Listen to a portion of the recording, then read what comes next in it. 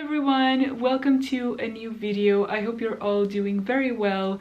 Today I have a very special announcement. So in case you're not aware, I'm one of the co-hosts for the Tea Leaves book club, along with some of my favorite people who are Hilary from Melted Books, Sarah from Sarah the Dreamer, and Sophia from Sophia Reads. I will leave all the links to their channels as well as our Instagram and Twitter in the description. And since we are all big fans of autumn, we decided to celebrate this wonderful season with all of you, and so we are hosting the Tea Leaves Readathon. It will be a week-long readathon from September 27th until October 4th, and we have both reading prompts and also a few more random / lifestyle prompts. We truly hope you can join us, and if you do, and if you'd like to share your progress with us, you can always share the hashtag Tea Leaves Readathon on your channel or Instagram, Twitter, a blog, whatever you prefer.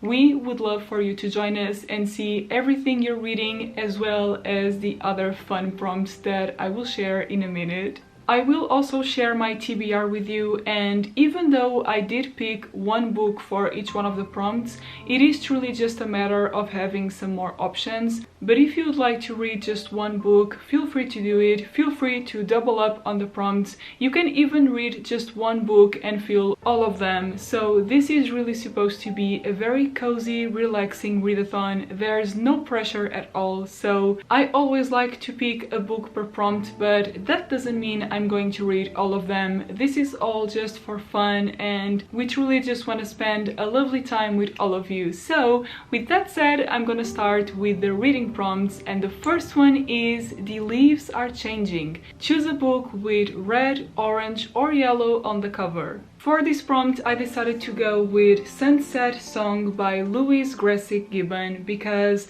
just by looking at this cover, it screams autumn to me. I think it is absolutely beautiful. It is a Scottish classic and I had never heard about it before, but once I showed it in a book haul, I got a few comments telling me how fantastic this book is, which is amazing, and now I'm even more interested in reading it.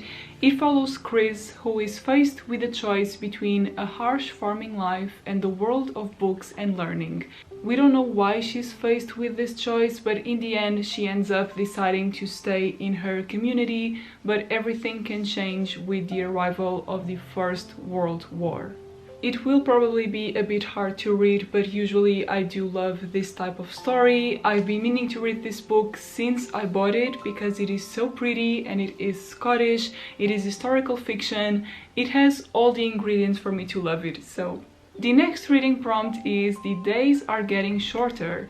Read a short book. Of course, this is open for interpretation, because if you consider a 500 book short, then go for it if you'd like to, of course. But I went with a more obvious choice for a short book, and I chose The Boy, the Mole, the Fox and the Horse. I can never remember this title correctly, by Charlie Maxey, I think. This is actually a picture book, and I think it is meant for children, but obviously adults can surely get a lot from it as well.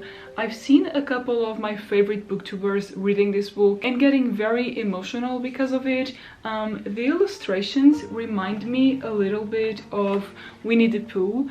I don't know, it has the same sweet vibes, I think. And I just love that there's a music sheet on the back and also at the beginning of the book. I'm not sure exactly what to expect from this. I'm guessing it will be very touching, and it is supposed to tackle a lot of hard topics, but in a very simple and moving way. So again, it sounds like the type of book that I would love. It is obviously quite short, so I should be able to read it maybe in the first day of the readathon, who knows. But definitely let me know if you've read this one, because I see a lot of people crying over it, and I mean, if it will make me emotional, I'm ready for it. The next prompt we have is You'll Need a Cup of Tea. Read a book with cozy vibes, which again, completely open to interpretation, and I decided to go with a children's book or a middle grade, I'm not entirely sure, but it is The Little Broomstick by Mary Stewart, and this sounds so magical and whimsical. I think I'm gonna love it. And also there's a movie adaptation which also sounds so good. This follows Mary, who has been exiled to her great aunt's house, that's it, which is deep in the countryside. Mary is very sad and lonely there, and the only friend she has is this black cat, who suddenly one day disappears into the forest, and Mary finds a magical broomstick and she ends up in this magical school which apparently is teaching the children some very bad things. It is something like that. I remember reading the premise and being very intrigued. It's been so long since I read a magical middle grade and I miss it so much. It is some of my favorite type of book to read. I think it's going to be very immersive and I really want to read this and then watch the movie, of course. And the last reading prompt we have is let's go to the pumpkin patch together, read the group book. Now the group book is also our book of the month for September for the Tea Leaves book club, and that will be The House in the Cerulean Sea by T.J. Klune.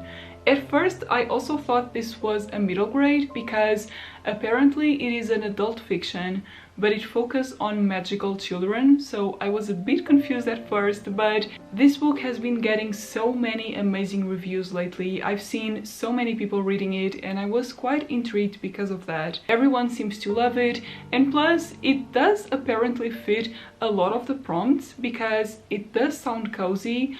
I think it is relatively short, I believe, and also the colors, I believe it counts. I mean, we have a few reds and a few oranges. It absolutely counts for the first prompt as well. So see, if you decide to just read the group book, you are already completing all of the reading prompts, but once again, there is no pressure at all. You can participate in any way you want. This is just for fun and I am so excited.